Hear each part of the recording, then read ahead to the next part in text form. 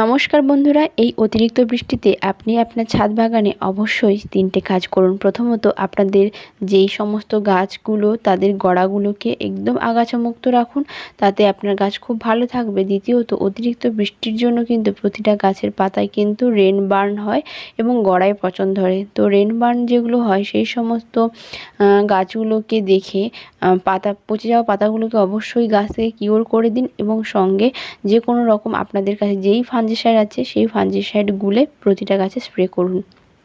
তৃতীয়ত, এই বৃষ্টিতে কিন্তু গোড়ায় পচন ধরে, তো অবশ্যই তার জন্য আপনারা কিন্তু গাঢ় করে ফাঙ্গিসাইডের প্রলেপ দিয়ে গাছগুলোকে বাঁচাতে পারেন। আমারও এরকম আগে একটা প্রবলেম হয়েছিল, আগের একটা ভিডিওতে আমি শেয়ার করেছি। দেখবেন টিকোমা গাছে এরকম আমার গোড়ায় পচন ধরেছিল হঠাৎ করেই অতিরিক্ত বৃষ্টির জন্য, সেটাকে আমি ফাঙ্গিসাইডের প্রলেপ লাগিয়েই গাছটাকে বাঁচিয়েছি। আজকে তবে আসি, বাই।